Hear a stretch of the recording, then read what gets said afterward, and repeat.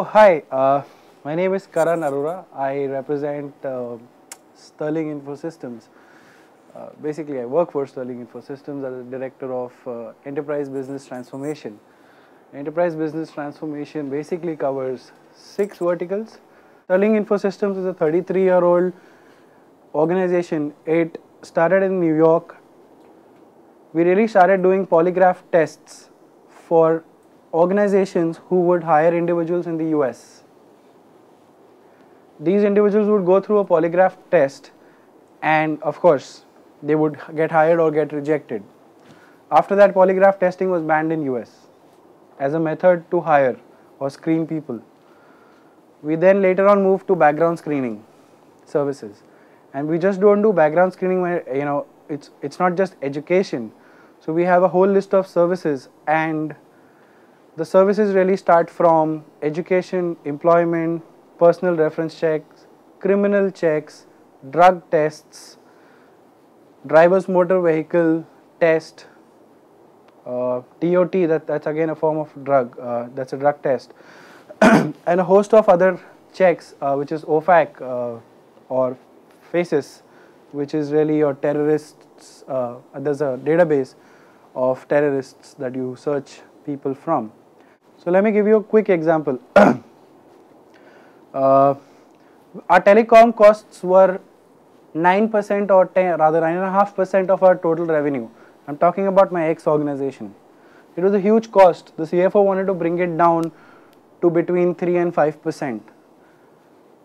He did that only because he read that in the newspaper. And he decided that we need to control this cost. So he comes back to office and says, I want to reduce this cost and I want to bring it to 5% of the total revenue, and if it is possible up to 3% also going forward. And that's what he did. That's what he said and walked out. The next step really for us was to understand how do you really bring this cost down through IPLC costs, MPLS costs, PPU costs, ILL costs. These are little technical terms. These are the 4 factors. These 4 factors really drive, where PPU is a variable cost, your MPLS, your ILL, which is a very small cost, so I'm going to negate that. MPLS and IPLC are fixed costs. So one is you got to reduce these two. Third is you got to reduce the variable cost. How you fix your MPLS is, so when you're having MPLS, you don't need IPLC. MPLS is far more redundant. It gives you about 99.7% uptime. If you build a ring architecture at your last mile, a dual local loop, you will not need a backup provider also, because you will be able to confidently promise a 99.87% uptime. You don't need more than that if your IT team knows how to optimize. Then you can completely eliminate the cost of IPLC, which is what we did. $42,000 per month. Cost eliminated. PPU cost. PPU is pay per usage. When we reduce pay per usage, one is to negotiating the contract with your service provider. That's a very basic thing your commercial guy can do. What he cannot do is to understand how that cost comes.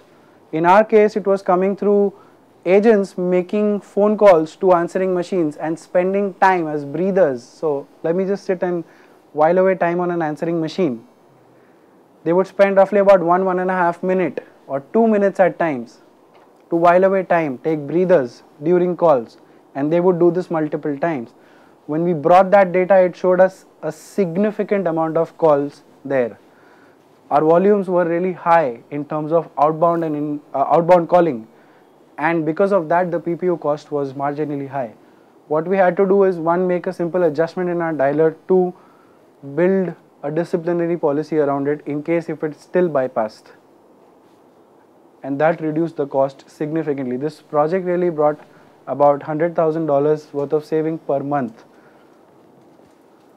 on month, and it was confirmed savings, because at the end of the day, if you're not making those calls which are unwanted, you're still giving the same service and you're still about saving that amount of money month on month. Besides, it gave an $18,000 saving to our clients, because they could also eliminate IPLC from their infrastructure to support us.